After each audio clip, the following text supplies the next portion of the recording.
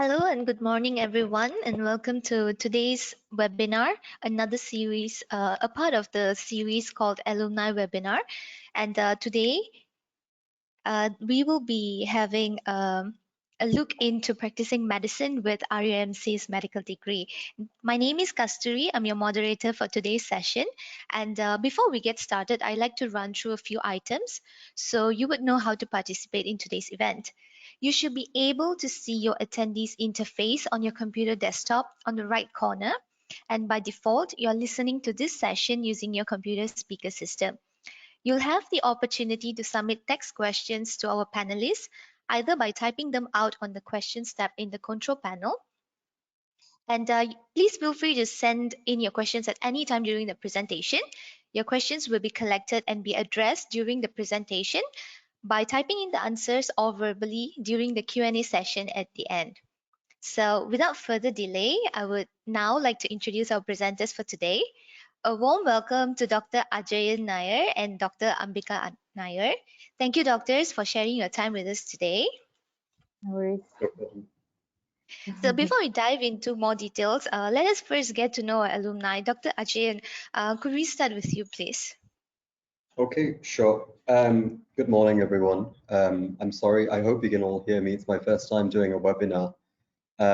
Just a little bit into my history of my medical career. So I actually joined RUMC, the program, in 2007, and I graduated in 2012, which was formerly known as Penang Medical College.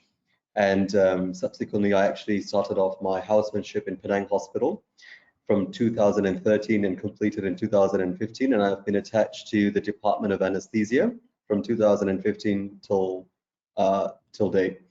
I pursued a career in anesthesia since my very first days as a medical officer, and I subsequently applied to sit for exams and joined the College of Anesthesia as a member in 2019. And I am actually in the middle of pursuing my fellowship with the College of Anesthesia. I don't have a due date when that's going to be completed. I'm also doing my master's program in anesthesia with the University Kebangsaan Malaysia, UKM, but I am currently attached to Penang for the next 5 to 6 months until I go back to university to complete my thesis and subsequently complete my training and fellowship in anesthesia. I think that's pretty much a summary of how I've gotten about so far. So I will pass it on to the moderator. Thank you. Thank you, Dr. Ajayan. And Dr. Ambika, a little bit of introduction about yourself, please. Good morning, everybody. Thank you so much, RUMC, for having my brother and I today on this platform.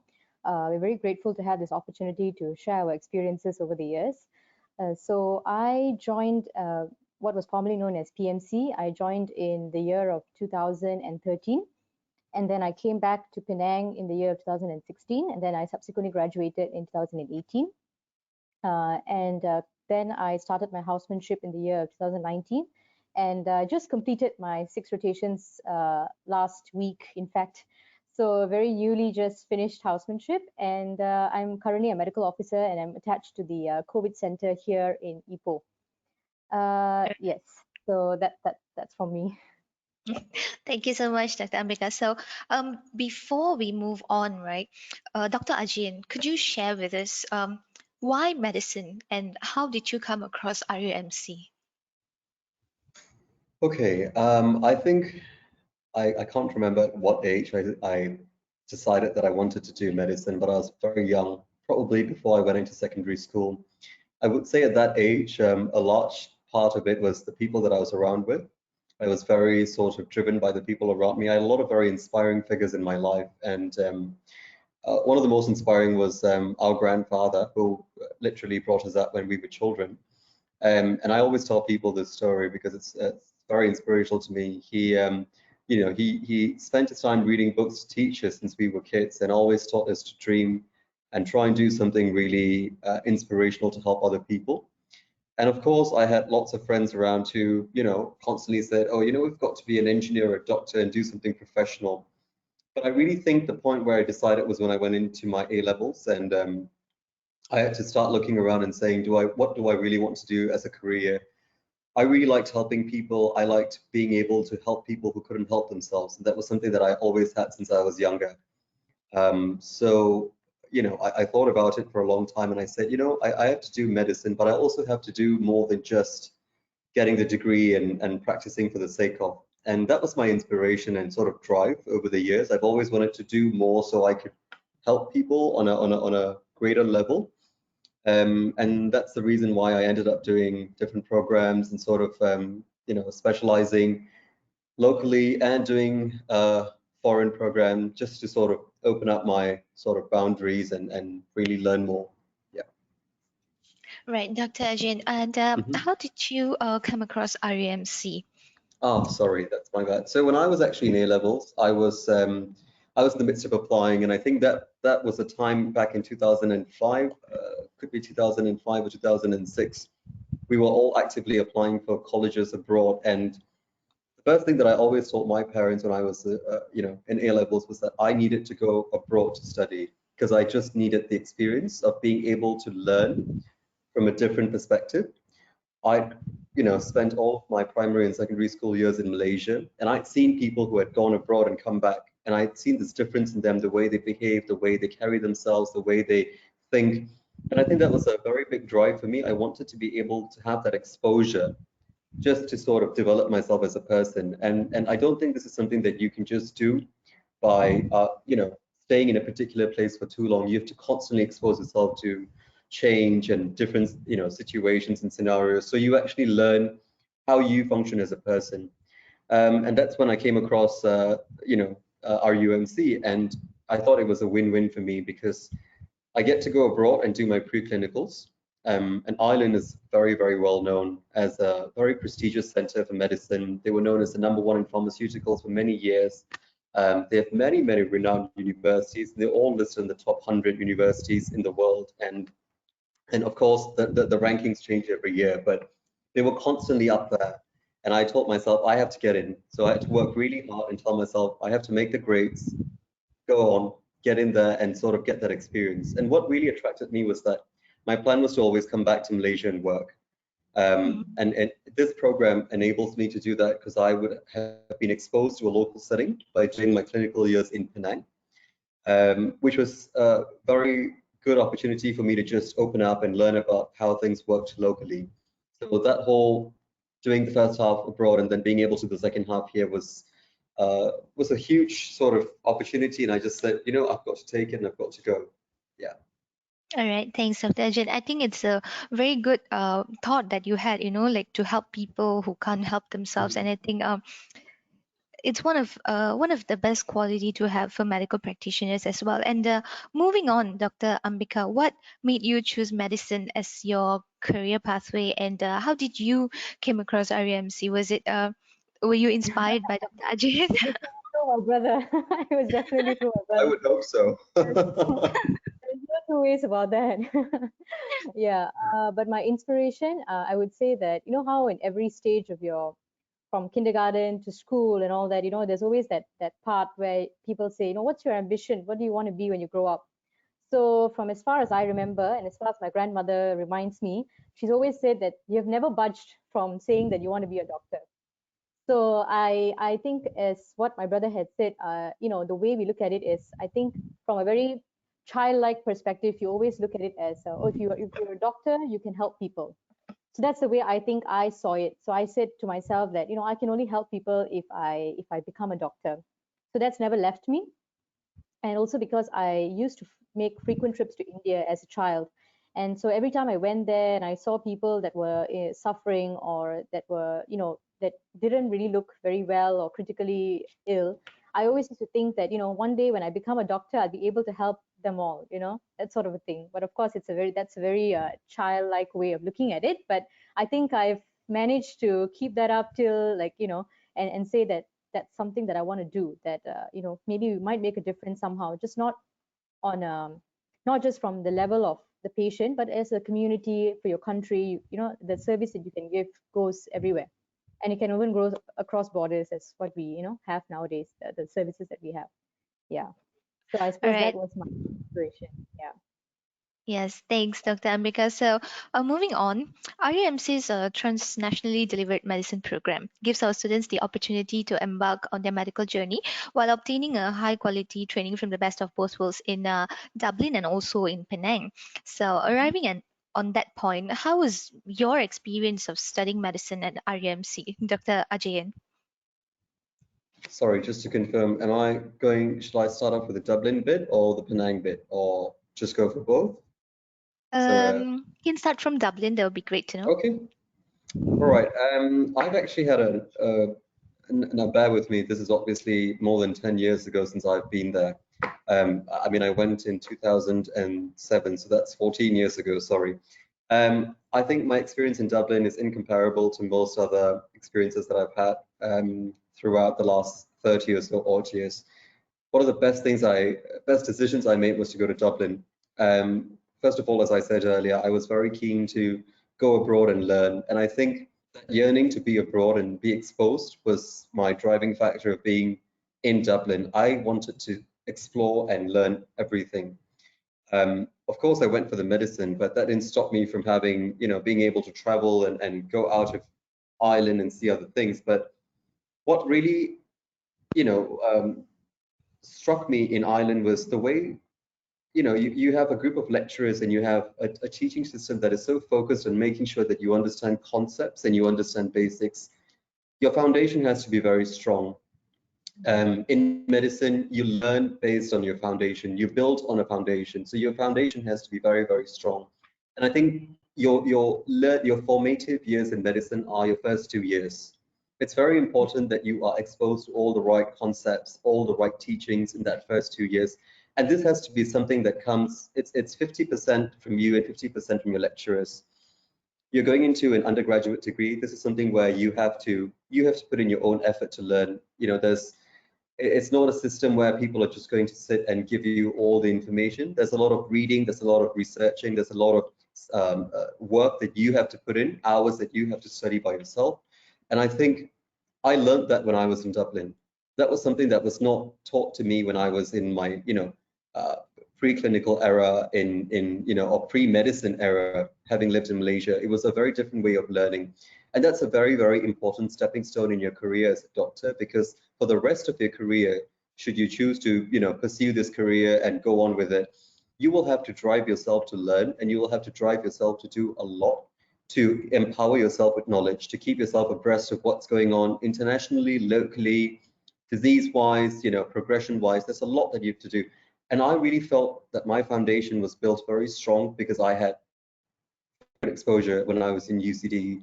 When I studied in UCD, I remember we would go for anatomy classes. My very first anatomy class, we had to dissect a cadaver, and I still remember looking at another fellow Malaysian and going, are we actually dissecting on a proper cadaver, or is it just like those molds? Is it just a makeup sort of session, or do we actually do it? And they said, and I remember my professor told me then, he just gave me a scalpel and he said, get on with it and show me the arteries and show me the veins. And I think that was something that literally, I remember, of course, it's always a joke that people make when you go into the dissecting room, one person faints, and that's very normal. We did have a person that did faint, but that's very, very normal. That's sort of your welcome to medicine. This is the reality of your life sort of moment. And I remember getting into that dissecting class and going, oh God, if I get through this in 5 years, this is what I'm going to do. I have to really buck up and perform. And I remember he would spend an hour or two with you just going through vein by vein, artery by artery. It was so good. Till today, I think if I were to dissect a cadaver, I would be able to still pick out. I'd still have my professor's voice ringing in my ears going, are you quite sure you're on the right track? I mean, he was, I don't know if he's still there. I mean, it's been close to 15 years, but, very, very good teaching in my preclinicals that, my foundation was built so solid that when I had to study, other material as I went on, I never really had to keep going back to learn my basics, which is something that has happened, with people over time, which is normal. But I felt that building my base in Dublin was really, really good, and that's more of an academic thing, and that's obviously what everyone sort of wants to know. But I also want to say, Dublin has so much to offer. I traveled plenty. I remember, I don't know if the slide is available, but you can see in the topmost picture, that's me and two of my very close Irish friends in Marrakesh. We actually flew to Morocco for 10 days for a holiday after one of our major exams. And those sort of experiences and moments you hold on to for life. You really do build those friends that you just end up becoming friends with for life. And I was recently in Dublin 2 years ago when I had to go and join the board of anesthesia as a member. And I remember meeting up with some of them, just reminiscing on the past, talking about how great, we traveled and we studied and we got through our exams. It's very good balance that we got back then. And I learned how to develop that balance because in my very first and second year, I was constantly exposed to that, as opposed to sort of trying to teach you that in the last sort of year. You do that from your first year. So by the time you're in your fourth or fifth year, you're well prepared.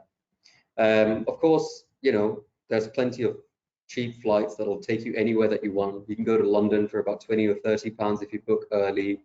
Great to go and travel. We'd not really been much to much of Europe prior to that. We've been to parts of Asia and America and all that, but we've not really been to much of Europe. So I think my sister and I had quite a good opportunity to travel. We went to very different places. We had different groups of friends, but it was great as an overall experience. And of course, then when I came back to Penang, you have to start getting on with your career, and the transition was very smooth.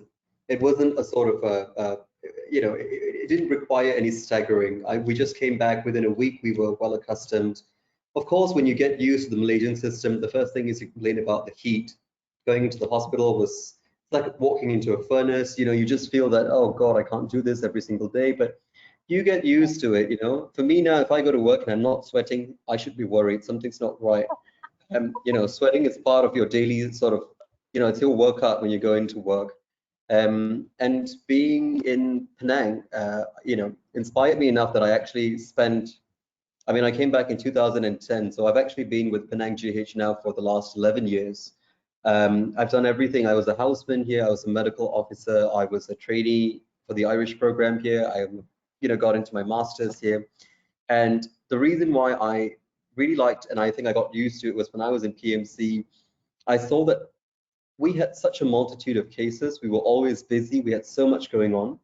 The learning curve is so steep in Penang. There's just, when you think 80%, you actually probably, you're only about 20 or 30% in. And that's what's really important, is that you're constantly challenging yourself, that you need to keep learning and keep growing. And I think Penang did that for me, and it's still doing that for me after 11 years. So all in all, I think for me, I don't want to take up too much time, but I think for me, I had a really good experience having been abroad and then, having come back to Penang after. Thank you, Dr. Ajayan. That was really, really inspiring to hear. And thank you so much for sharing so much of things, like No how you have worries.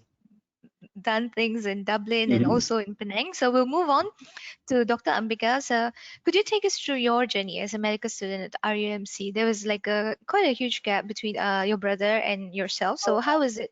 Yeah. How is it? How was your journey? I think I would say it's almost, I would say, similar to in terms of the transitioning and all that. But it was a very fun experience. I think because my brother had been there before me, so he was always like at least about 4 to 5 years.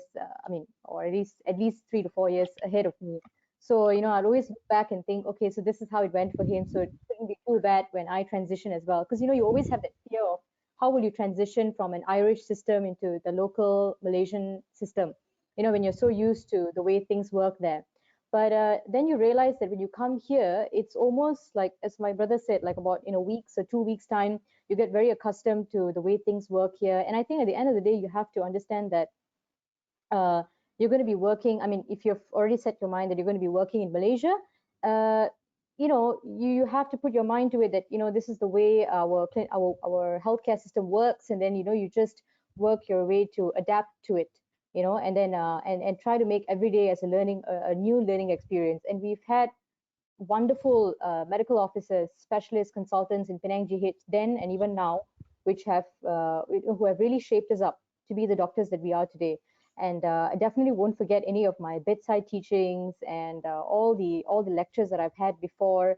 And it's been really helpful. I mean, until today, I still keep my notes from from my UCD days and my my RUMC days, because they're so good. They're like a treasure of information, and they've been a lot of effort and work put into it to really guide us, and they're still applicable to us till today. And so my time in Ireland, definitely, I would say UCD was the uni that I picked. But of course, that my brother had a very big hand in it. Because I think he remembers I actually picked RCSI first, and but I was very convincingly told to pick UCD instead. But I think it ended up being a very good decision, because I think my brother looked at it as you would get a very wholesome campus experience, which I had not had prior to that. My preclinical years were spent in health, and it was just A levels, and it was just about attending classes, science stream, and it was just that. It was very how do I say? It was very restricted. And so I think going to UCD till today is one of the best decisions. So I have my brother to thank for that. And it really did help me explore a lot of other avenues. So I wasn't just focused on medicine. We were also given opportunities to do electives, and I actually chose to do electives in linguistics. So I did do a couple of, I did take up a few languages, learn them along the way, and it gave me a very different perspective on life. And as my brother said also, to strike that balance, oh yeah, UCD definitely provided that opportunity to do that, because we had classes, not, our classes were not very stringent. We did have like a couple of hours a day, or 3 hours, 2 to 3 hours a day, but a lot of it came down to taking the effort to revise and do your own reading, and then set up appointments with your lecturers accordingly, your professors, and to meet them up, see how you can progress forward, and also to find ways to how else will you balance it, like where so you find time to socialize, you find time to get involved in activities. So it really helped, because I didn't realize how it helped me, but when I came back to clinical years, obviously everything became busier. And I've even told my brother, I said, how do you find time to go out? How do you find, don't you just always feel tired? And he says, no, you've got to put your mind to it, because if you're not going to put your mind to it, you're going to just keep thinking that every day is a tiring day, every day is just going to be the same monotonous lifestyle, which is not, actually it's not true. So once you find a way to strike that balance, it becomes easier, especially when you go into working life. I mean, medical school is one, and then there's working life, which is even more responsibilities, even bigger things to achieve and to go on about. And I think that really helped, finding a way to balance these things out, these two aspects, the work and the social aspect, which has helped me a lot, in dealing with the stresses and the dealing with the environment that I'm in, daily. Yeah. Right. Thank you, Dr. Ambika. So, regardless of the choice that you make, whether you go to RCSI or UCD for your preclinical years, like students can be rest assured that they are both at its best when it comes to gaining preclinical knowledge and experience in Dublin.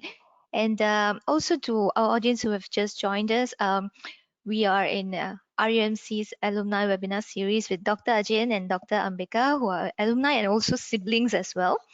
So it was really interesting to hear your perspectives on being our former medical students, how you started your journey in Dublin during your preclinical years, and how you came back very well prepared for your clinical years in Penang. And next, graduation took place, and then you were conferred with internationally recognized medical degree by the National University of Ireland, and Dr. Ajayan graduated in 2012, whereas Dr. Ambika in 2018. So, Dr. Ajayan, could you share with us more about your journey after graduating for RUMC? So as I aforementioned, I stayed on in Penang ever since I graduated. So I completed in 2012. Well, I actually took some time off to travel initially for a few months before I actually applied for a job, which is something that I really wanted to do before I got into the whole work sphere. So I actually started working early 2013, which was the start of my housemanship. I did it in Penang, and I'm not terribly sure if everyone's aware of how the housemanship program goes in Malaysia, but you have to complete 6 postings, and each posting takes you about 4 months. 5 of it are mandatory, and the last one is, they call it optional, but I think it's semi-mandatory in the sense that you can't really choose in certain centers.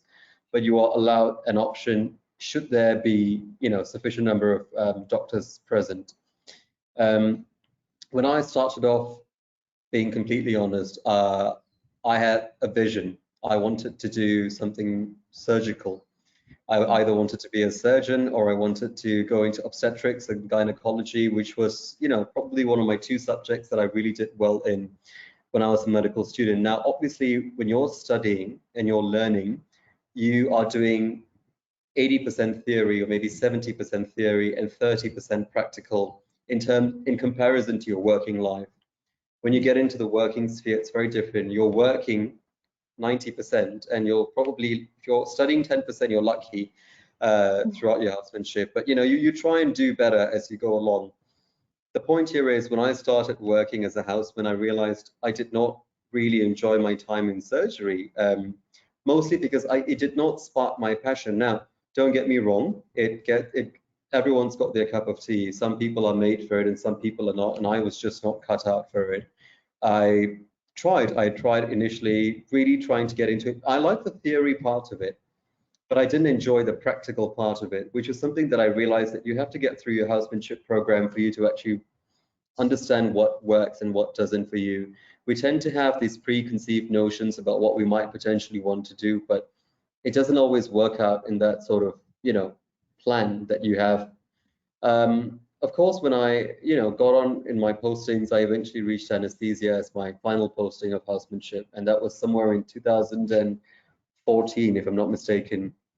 And that was sort of, as people call it, love at first sight. I think I was in there for less than a week, and I decided this is what I want to do. And I remember this is after you've completed 5 postings, so you've sort of got an idea about everything. You have this sort of thought process that goes through, and you know what works and you know what won't work for you. And when I reached anesthesia, I just realized that this is exactly what I want to do, because it has such a perfect balance of not being too surgical based, not being too medical based. It's sort of an in between. You're not the top notch sort of person, the first line sort of person that people are going to come running to, but you are the next line, which means that people will need you at all points in all specialties. And it was a chance to help people. And I was very attracted to the concept of ICU care. Of course, when I started off, and what it is today is completely different. Today we're swamped with COVID, we're swamped with, a surplus of cases that we can't avoid. But, that's only been the last year. But the prior 5 or 6 years or so, we've seen so many things. We've learned so much. People say, we learn as we go along. We learn so much from our patients, and I've learned so much from my patients over the last 6 years or so in anesthesia. And I think it's that process that really keeps me wanting to know more and learn more. There is no particular right or wrong in terms of what you want to do. There are people that sometimes decide after housemanship they probably want to go into something administrative. That's fine too. There are people who want to do primary health. That's fine. There is no specialty that's greater than the other. Everything is equal. But I would say the most important thing is to find something that gives you the drive or motivates you to get up. I've never spent a single day, and this is not, I'm not saying this solely for the webinar. I'm just saying this, I say this to all my friends. I've never woken up on a single day dreading going to work. And I think that's one of the worst feelings to feel.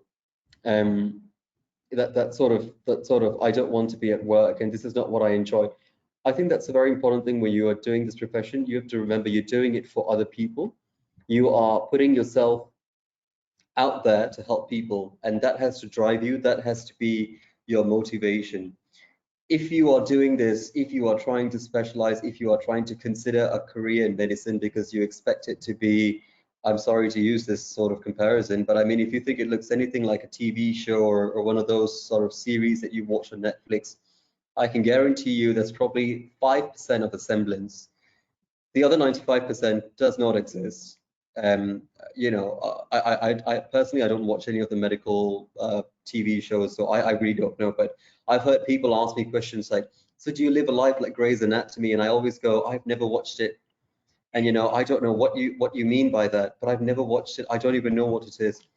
But I will tell you that we have plenty of work and it never quite ends. And we do not have that sort of luxury of being able to just take a step back.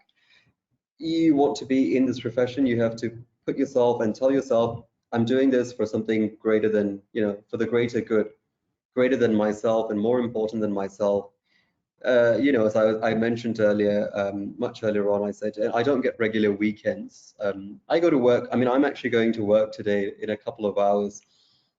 We don't generally get weekends off all the time, especially now in this pandemic, it's even harder. But that is something that I'm okay with. If you're expecting a 9 to 5 job, stay at home, sort of, I get to leave at, on the dot. It never happens, and that is regardless of specialty. I think it's something that's you've got to tell yourself, this job does not have a punch in, punch out time. It's got a punch in, definitely. The punch out is very subjective, if and you're lucky enough to get it. And that's been my life for the past 6 or 7 odd years in anesthesia. Roles and responsibilities are very varied. So I work in the operating theatre on most days, and I also work in the ICU on other days. My time is spent very 50-50. In the theatre, I induce patients for surgery. I put them, basically in the most simple way to say it, I put them to sleep and I wake them up.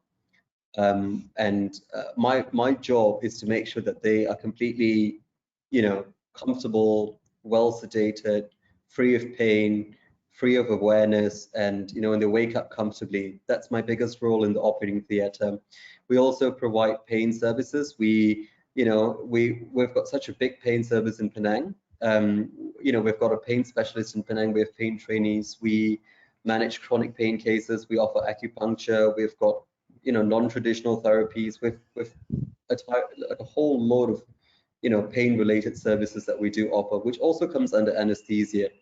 And and the other limb is being in the ICU, which is basically looking after critically ill patients. And this, when I say critically ill, it's a very loose term. This can range from the old, emaciated sort of person to a very young person who has got a medical problem that requires intensive care. And I think, having done this for, the last 5 or 7 years or so, I think you start to really appreciate the value of life and the value of, being alive, because you see how fragile something is. You could be walking around with something undiagnosed, and within a day that completely turns your life around, and we've seen so many of those. But of course, the best part of it is when these patients eventually recover and they walk out of your ICU. I think the best feeling that I still have till today is we had a patient who was with us for about 4 months in the ICU. She was on the brink of death. She was a very young mother who had a heart problem that was not diagnosed. And she had delivered and subsequently developed some complications.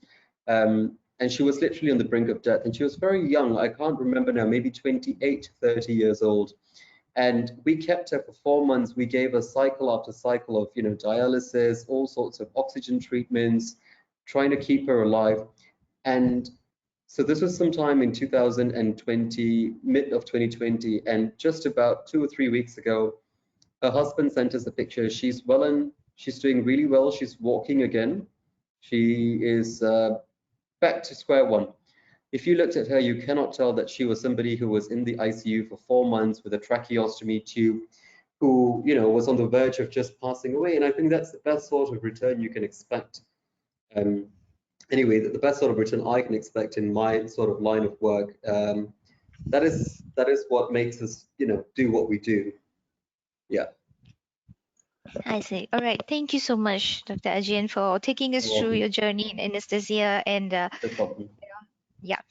And a gentle reminder to our audience here, you can submit your questions through the questions pane, and we will get them answered during the Q&A session at the end. Yeah. And now moving on to Dr. Ambika. Having completed your housemanship in Ipoh just recently, how has that journey of yours been as a house officer? All right. So yes, I just as I mentioned before, I just completed my housemanship literally last week. So it's been a very interesting 2 years actually. A lot of fear, a lot of nervousness when I first started off. I think my brother remembers I used to literally call him, I think every other day, asking him, "Is this normal? What am I going through? Is this okay?" That sort of thing. So he was definitely my biggest support system. I mean, even till today, but he was there to guide me along and to tell me that, this is just part and parcel of learning. So there's always going to be good, there's always going to be bad, but at the end of the day, it's your perspective. How do you want to look at it? Like at the end, you've already signed up to be a medical professional. There's definitely going to be challenges along the way, and it's about how you rise above it and how you want to face it. And of course, having the best colleagues, best kind of seniors around really helped with my journey personally, I would say, because I was in EPO. I didn't really have a very vast number of friends from my university who came with me, but a couple of close ones definitely who came along and did housemanship alongside with me, and of course the new friends that I made along the way. So it's about finding that you can come across these challenges if you put your mind to it. And I definitely had a variety of experiences in all my different postings, meeting, because in EPO, we also have patients that come from the outskirts. So actually, communicating with them, and it's not as easy as just the regular members of the public. They are definitely not very well versed with the way, how do I put it, not very well versed with the norm of the social norm. They come from the very the outskirts and all that. So dealing with them and explaining to them and trying to get across your medical advice to them, it was challenging at first, but over time you learned how to do that, and you felt a sense of relief when you were able to deliver that to them, because at the end of the day, they're not as accessible to the healthcare as the normal members of the public. They have to take boats, and they have to take all kinds of all different methods to get to you. So when you think about, sometimes you might look at it as, oh, it's so annoying that I have to tell them the whole thing and explain to them. But you have to think about it. Imagine if you were in their shoes and you would have to travel about 4 to 5 hours to get to a tertiary center to be accessible to that healthcare. So to be able to sit down with them and find ways and means, even if language was a barrier, I think finding ways to draw it out and explain to them, or get the message across, was something which was very enlightening for me, and was a good feeling. And just, I've had experiences where you've had a terribly tiring day, you're exhausted, you're just on the go, seeing patients. And this, I mean, especially happened to me when I was attached to the emergency department, which I did as my fifth posting, my second last posting. And I just remember one fine day, I think, when I was in this mode of, we like to call our emergency departments war zones. I think it's the same everywhere. I think it's a war zone, on busy days. So I remember a patient's family member. I think I was communicating, I was talking to her and asking her why she's in today. And he looked at me and he said, oh, doctor, I'm actually going to get some food for my mother. Can I please get something for you? You look very tired. And just that small gesture from them saying that, can I get something for you? I can get you Milo, I can get you something to eat, anything, I'm just going to go out now. And just that makes your day. Of course, you wouldn't want to trouble anybody to do that, but just that, it motivates you to keep doing what you're doing, because you can tell that people actually notice that you're trying your level best to attend to their family members, especially in the emergency department, where there's a lot of waiting time. There's a lot of people that are just waiting to be seen and to be heard. And a lot of the frustration levels run very high there, not just for the doctors, but also for the patients and their family members. And especially in the COVID era that we're in, we don't let family members to come in. So it's a lot of us trying to handle the patients, and also trying to deliver the updates on the patients to their family members who are outside. So it's a lot of work really that goes on. And in the midst of all that busyness, to just have people appreciate the little things that you do, it's a very nice feeling. And that's what keeps you going. And no matter how busy the day has been, I think the next day, you might have that, you might wake up going like, oh, okay, another tiring day ahead. But when you go to work and you do the same thing again, and you have that, that few people that make you feel like, this is why I picked what I, why I picked what I picked, that sort of a thing. And so that's been an interesting 2 years for me, I would say. Yeah. Right. Right, thanks, Dr. Ambika. And recently being called to the PKRC in Ipoh, the Pusat Quarantine and Rawatan COVID. Correct me if I'm wrong. Yes, So, it is. how has that whole experience been? Like, you were just called last Thursday, if I'm not mistaken. Yeah, Yeah, last a little Thursday. bit on that. I was actually on break from after I completed housemanship. I was on a nearly week-long break actually, which was very rare, for us to get a very long break. So I was actually enjoying my time. And I think out of the blue, we just we got notified from HR saying that they need a bunch of doctors to be posted off to the quarantine center in view of the cases, the uprising of the cases, and all that.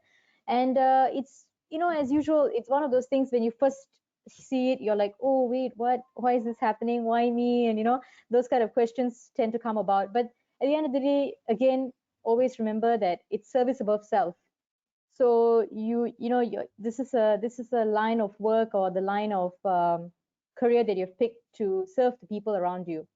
And especially in the COVID era, help is needed more than ever. And so you just take it on as like any other regular day, and you just you have to go in with the intention that what you're doing, you're helping people in some way or another. You may not see it now, but in the long term, you're going to be able to see that what you have done, the service that you've given, has impacted someone in some way. So it's been interesting because I'm very new to the whole quarantine center and being a medical officer there. But I think there's always a way to find the light, in the midst of all this chaos that's going on. So it's been interesting. Yeah, yeah. So, Dr. Ambika, what is your major role and as a medical officer in this PKRC in Ipoh, what do you do on a daily basis? Okay, so our day starts, we after we are done the full PPE and we go into the center. Uh, the main thing is actually we're in charge of blood taking. That's part of our procedure for every new patient that comes in, and also we have to assess them. So we have about I would say about 150 to about 180 patients on a regular day. So it's a lot of patients. So what we do is we call them up, we call them like by sections. We call the patients, we get them into a group, ask them, how are you doing? Do you have any, in times of COVID, it's very important to review them and ask them whether they have any warning signs.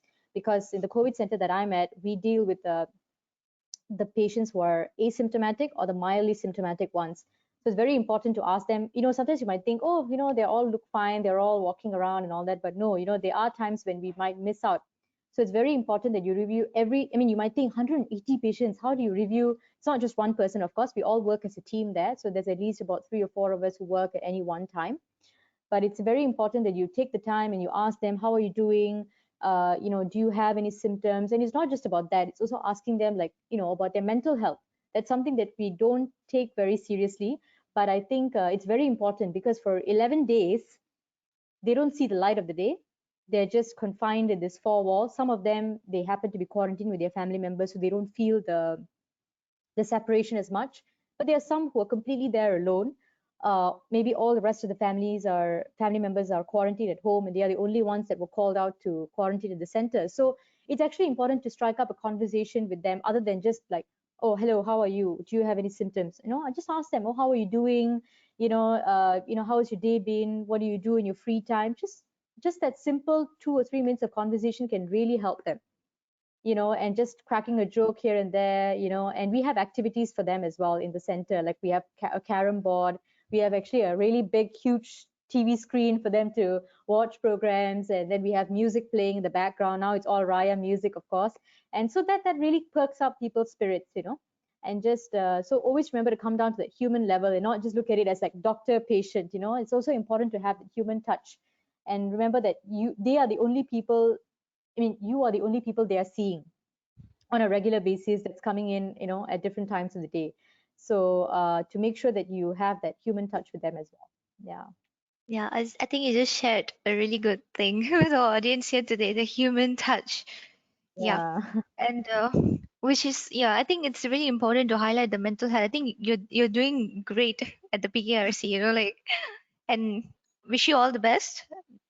So we're almost like at the end of the session. So thank you, doctors, for sharing with us some amazing insights into your journey in medicine. I know Dr. Ajayan's experience in the field of anesthetics, and also Dr. Ambika's new venture as a medical officer at the PKRC. And finally, any helpful advices for our current students and also prospective students who are part of our audience here, who are looking forward to study with us or practicing medicine in the future? We can start with Dr. Ajayan. Okay, sure. I think my first advice that I'd like to give is that if you are truly interested and keen to do medicine, then you have to have the correct mindset before you join it, regardless of when you plan to do it or if you plan to do it. You've got to remind yourself that this is something that you're doing for the benefit of other people, as I said earlier, for the greater good. And that has to be your driving force. You've got to set your mind straight, because when your goals are aligned in the right direction, this entire process becomes a walk in the park. Exams are always going to be difficult. Qualifications are always going to be harder to get as you go along in life. But if your mind is set in the right direction, all that does not hold you from progressing. Of course, I would be, jumping the gun here to say, go sign up today. But what I want to say is that on a personal note, for me, I think the best decision I made in my medical career was going to RUMC. I don't have any regrets, honestly. I struggled at some point as well. I mean, it was not always just a bed of roses. I mean, there were times when I would question certain things that I was studying or certain, modules that I was doing, and I would ask myself, can I really do this? I mean, it's very challenging, but then you've got to ask yourself, why am I doing what I'm doing? And what is my outcome out of all this? What is my goal? And I think when you have that endpoint, in view, this entire journey becomes worth the while. I mean, looking back at 15 years ago when I applied and I went, I mean, it sounds like a very long time, but it honestly just feels like 3 years to me. But it's been 15 years since I applied and I went abroad. But I've had no regrets in 15 years, and I doubt I'll have any in the next 10 or 20. Everything that I learned, everything that I went through in terms of, on an academic level, on a social level, on a professional level, I have only gained. There will be minor losses in everything that you do in life, but the ultimate sort of outcome here is that I've gained more than I've lost, and I've sort of developed myself into who I am today because of that choice that I made 15 years ago. Having gone abroad and forcing myself to come out of my comfort zone. And that's something that a lot of us don't realize when you grow up and you study in Malaysia, is that you don't realize how comfortable you are being a student in Malaysia, or being, sort of a teenager in Malaysia. We're very sort of, we're sort of very cuddled up in a bubble of where you're always looked after. And I think when you get on, with your age and your career and your choices in life, there's a certain point where you have to grow as a person. And I think having gone away from home at that age and sort of, having had to study, and mind you, I went off to my first year in medical school when I was 17. That was sort of an age where people were still sort of, having a bit of a party and sort of just figuring life out. And I was in medical school at that point, struggling to find my identity initially, because I had to work extra hard to prove that I could do this. And I had people from Canada who would come and say things like, oh, you Malaysians are so young and you're already doing medicine, because they've all got degrees prior. Don't let any of that get into your head. You are perfectly capable of doing whatever you want to do, but you've got to set your mind right. And if you've got your mind and you've got your head into this whole game of medicine, then work hard and don't give up. There will be times when you feel like it's just too much, but just remember, every day is a new day, and bad days don't last forever. Good days come eventually. You just have to keep working through them. And I would leave it at that. Yeah. Thank you, Doctor. And Dr. Ambika, a few words from you. Yeah, sure. So definitely, studying at RUMC has also been one of the best decisions I've made, because it provided that solid foundation that I needed. That was something that I gained in Dublin, and then subsequently it also gave me the good training ground that I needed prior to starting housemanship. So all the clinical years in Penang did me really well before starting. And I think it's wonderful that we had that opportunity to do something called a twinning program. and just to get that extra perspective of like studying abroad, and also that, you also have the opportunity to study locally. It really helps in changing you as a person. You really develop as a person. You learn a lot of things about yourself along the journey, and it gives you that extra edge, I would say, even, just moving forward in your medical journey as well. And so I'm very grateful to be coming from such an established and wonderful university, and I think that this would be a great platform for a lot of prospective students who want to come in and get the best of both worlds, I would like to put it that way. So a great chance to embark on your medical journey if you were to pick RUMC. Yeah. Yeah. Yeah. Thank you. Thank you so much, Dr. Ajayan and Dr. Ambika. And You're welcome. we will now move on to answering the questions submitted during today's presentation.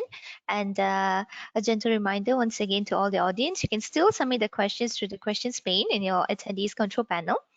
So let us take a look at the questions then. Okay, there's one from Ashley. Why did you choose UCD over RCSI? Okay, maybe I can let Dr. Ambika answer first and followed by Dr. Ajin. Okay. But You although you was highlighted it earlier. yeah. I suppose for me, it was I was also in a bit of a dilemma, I would say, prior to making my decision whether it should be UCD or RCSI. Both universities, as I said, there's nothing for you to be worried about. They both have they provide you a very solid ground in terms of your theory that's needed, in terms of your medical knowledge. And so at the end of the day, I suppose the reason why I picked UCD might be because of the fact that it was a campus university, and I personally haven't had never experienced that. And I think, but I don't think I'll be able to compare the academic knowledge, because I think it was equal. Definitely the approach that RCSI uses and the approach that UCD uses is definitely different. But that is something that, you need to be dynamic as a person. You need to be able to know that, how do I say, um, how do you manage your time according to the way the syllabus has been made. And so as I said, I felt like I had a very holistic experience at UCD.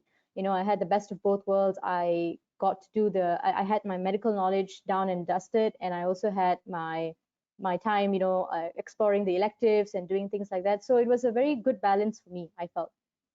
But I've also had a lot of good friends coming from RCSI who had a wonderful time, a wonderful series of lectures going on there, a great syllabus, and but at the end of the day, we're all under the same roof, so we're all the same. And I think that's nice to have the different perspectives come together when you're all back in PMC at the end of the day, sharing that knowledge that we learned, and the different maybe the way of the different approach to teaching that we had as compared to them, and all that really made it more interesting when all of us were in RUMC together. Yeah. Yes, and Dr. Ajin, could you shared earlier about your experience of choosing UCD. Maybe you could summarize that for Ashley, and she would get a picture Okay. of it. Hi, Ashley. I think I won't have too much to say that's very different from what my sister has said. I think two of the words that she used was very good, which was holistic and campus.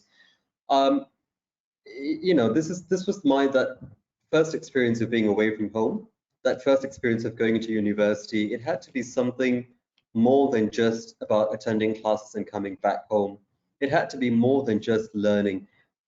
I think the concept of learning is something that is so different when you're there as compared to, having been here all your life. And I'm not saying this solely to try and convince everyone to leave the country, but I'm saying that we learn in very different ways, and you have to constantly challenge yourself in the way that you learn. I think it's a well-known fact RCSI and UCD teach their syllabus in very different ways, but it's very important to note here, there is no disparity in the quality of the knowledge that you're getting out of both. They are under the same sort of institution that provides teaching, and the education, as I said much earlier, is very 50-50. You can have an excellent teacher and you could be an average student and you would still get 60%. You could be an excellent student and have a very average teacher and still get 60%. You've got to put in 50% and they give you 50%. And I can guarantee you both RCSI and UCD, they will give you more than 80%. The question here is, how do you, as my sister said earlier, how dynamic are you? How do you mold yourself to learn? This is something that's not going to happen the moment you step into Dublin. It is a work in progress that you have to keep going through. It might take you weeks, it might take you a month or two, but that learning platform is what teaches you to prepare for the rest of your life and career as a doctor. Mind you, in no part of your life in the coming years is anyone going to sit you down and give you notes and say, hey, you know, I think you should read this. This is what's going to happen to your patient tomorrow. No, your patients just come in and bombard you with something, and you've got to be prepared to deal with it accordingly. So the sooner you learn to handle that as a task and build on that sort of foundation, the stronger you are and the better you are prepared for, you know, your future career as a doctor. So I really can't encourage or discourage where you choose, but I just want it to be known that, you know, they are both equally good. They teach you both equally well. But as my sister said earlier, I wanted an experience of being in a university, a campus life, being able to walk past the UCD lake, you know, walking to my residence, which is on campus, being able to just go to the, you know, takeaway sort of, you know, we had this sort of KFC like takeaways. I can't remember what it's called. It's been 15 years, I've forgotten. But, you know, it's a very quick thing. It was that life that I really wanted. I guess for me, RCSI, when I was applying, just seemed like I was going back to what I was studying in KL. You know, I left home and I went to college every day and I came back. That was what it felt like. Of course, I can't speak on behalf of RCSI. You know, candidates have gone, but I would say they're both equally great, and you know, you will have a wonderful time wherever you decide to go.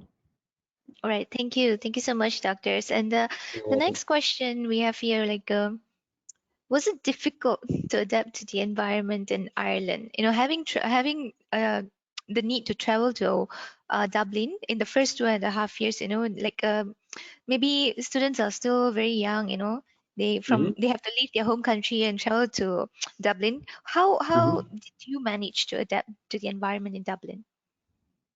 Mm-hmm. You want me to go Uh, first? the, Sure. the Dr. Ajin can go first. Okay, yeah, sure.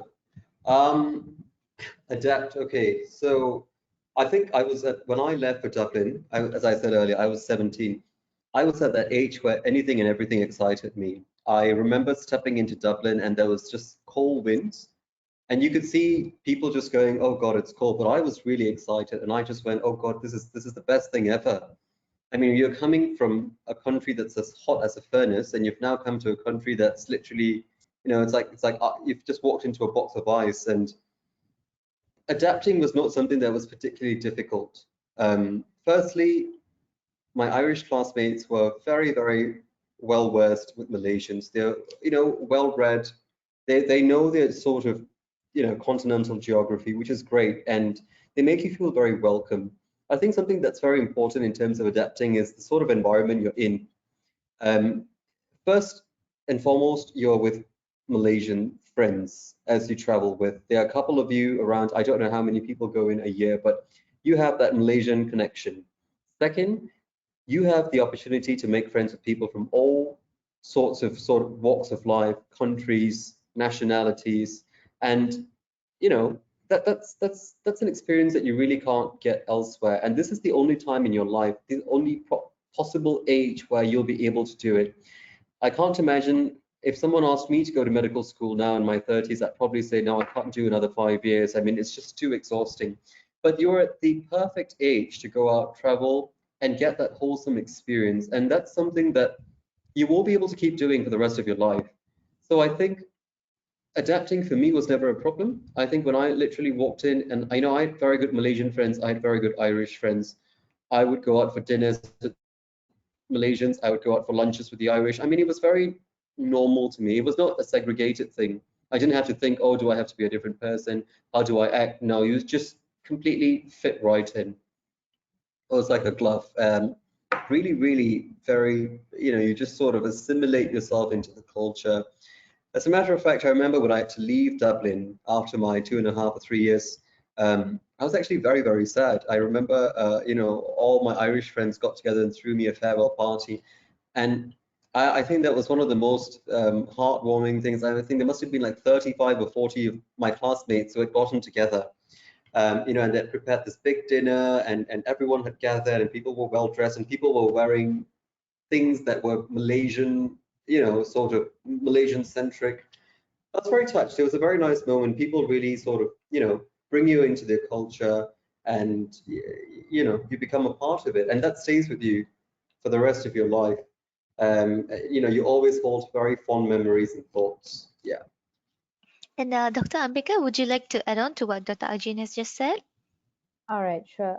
So for me, actually, I found it a bit hard when I initially went to Dublin, because I think I was, as my brother mentioned, we were always from home. It was always college to home or school to home. It was always, when you're so used to that, when you're so used to going back to your own family. And even in college, we didn't have to go out of state. It was all within KL. And so it was, we were never away from our family. We were never away from campus or anything like that. So away from home, sorry. And so the first time when you're going to a different country, and that, like, every day is going to be on your own. I mean, I'm not what I mean by my own is, of course, you have your friends, but you're not going to have your family members to come back to.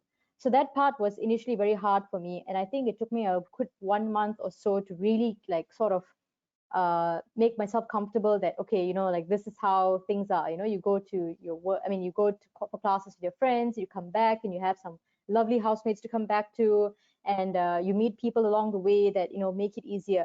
But the one thing that I will never forget is how, when we arrived at the airport in Dublin, and we had all these committee members from the Malaysian Society there waiting for us, like a welcoming party, and they were with us throughout orientation. Like, there was not a moment that I felt that I was not taken care of. So you would feel completely taken care of. The only thing that maybe I had to deal with was just the emotions running high about, my family not being around. But in terms of me transitioning into the uni and getting my, how there's always paperwork when you first join any university, for sure. And so they were there all throughout the way. So if there was anything along the way that, oh, I didn't get this paperwork done, or I have not gotten my Garda card settled and all these kind of things, they were there, like, at your service. It was kind of like, okay, just call them and they will let you know, okay, don't worry, I'll accompany you. I'll be there to guide you through it. Anything, just ask me. So, and we even had, like, I remember in my first week there, we had a dinner at the end of that week when we had arrived, and it was wonderful. Like, we had a lot of Malaysians come together. We went to a restaurant. We were interacting. We were, exchanging stories and all that. So it really creates, like, we were a community by itself. And of course, I don't have to talk much about the Irish. They are wonderful. My Irish classmates were really, like, one of the most, like, amazing and down to earth people that I've ever met.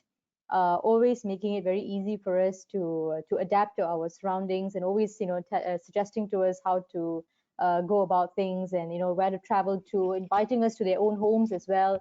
Very welcoming people, very wonderful people, and I think they've also had their fair share of experiences with Malaysians over the years. Even in fact, the year before I left Dublin, we actually had I think for the first time in UCD, we had, like, an event. So it was a conjoined event between the Irish Society and also the Malaysian Society, and I had an Irish classmate of mine who was all in Baju Melayu with the songko. So it was wonderful, and we had a nice event that went on. So we had our Irish classmates perform, we had us performing, and that forged an even closer bond between us. So there was never a sense of, like, awkwardness between us. We went to classes together, we sat together, had lunches together, and it was truly a very, very good experience for us both, I think. Yeah. All right, it's really great to know that you found the family away from home in Yeah. Ireland. Yes. Yeah. Yeah. We did. And then another question here from Charlotte. Was it difficult to get a posting for housemanship, and did you have to wait a long time to get one? Maybe we can get Dr. Ambika to answer that question. Okay. So I think, this is definitely a fact that's out there, so it does take time for your application to be processed. That is something that I knew, in fact, even the year that I graduated. I think in my brother's time, I think it was so much faster. I think it was within about 3 months or so. I I'm think thinking about, no, you can get it in about a month or two, I think, back then. Yeah. exactly. So it was very much faster in his time. But then our time, it came down to about 6 to 8 months. So personally speaking, I waited for 8 months. But I think when you hear that things like 8 months, 10 months, what do I do? Isn't it a waste of you've already done 5 years? It's already been a long journey, and then you have to wait even longer. But I would say that in that 8 months that I waited, I am very grateful that I had that 8 months to wait it out, because I actually managed. I mean, because this was pre-COVID era, so I actually traveled quite a lot in that 8 months. I was able to catch up on things that I could not do during my medical school years, just things that I wanted to just embark on, and it gave me an opportunity to spend a lot of my time with my family as well, which is things that when I look back, I don't regret it. I see it as like it was a blessing in disguise, even that I had that time to spend with my family. I had that opportunity to travel as well. When I look back at it, I'm like, yes, thank God I did my traveling then. So before starting on housemanship, because once you're already a doctor working in a hospital, you can't expect to get holidays and things at leisure, because the moment they call you back and they say that you're needed to be there, you've got to put everything aside, no matter what you have no matter what you have planned in for yourself. You've got to say, no, I've got to come back, and I've got to serve, and I've got to be back to work. So I think don't be too discouraged by the waiting time. Try to find something else that you can do in that period of time. Try something maybe like a hobby that oops, sorry, a hobby that you've always had that you've never explored before, or and look at it as a time that you get to spend with your loved ones before starting on something like housemanship. Yeah. All right. Yeah. Thank you so much, Dr. Ambika. And yeah, so I think we are at the end of the session for today. And yes, just summing up about the housemanship, right? It's okay to, yeah, like what Dr. Ambika had just said, it's okay to wait for a while before going into your housemanship. Yeah, it's perfectly fine, not to worry. And yeah, thank you, doctors. Thank you, Dr. Ajayan. Thank you, Dr. Ambika, You're very welcome. for sharing Great. your time with us today. And thank you, audience, for attending today's webinar on practicing medicine with RUMC degree. And if you have any other questions, please feel free to email us at enquiry@rcsiucd.edu.my. And once you leave the session, you will also receive a short survey on today's presentation. And we would appreciate if you would complete that and provide your feedback so that we could provide a better session in our next webinar. And you will also receive a follow-up email within 24 hours with a link to view the recording of today's session as well. And on behalf of RCSI and UCD Malaysia campus and our presenters here, we would like to thank you for joining us today. Happy Sunday. Please convey our happy Mother's Day to all your beloved moms. And yeah, take care and stay safe, everybody. Bye-bye. Thank you. All Have right. a good day Thank and you all the so best in much. your careers. Take care. Thank All right. you. Bye-bye. Everybody. Bye bye.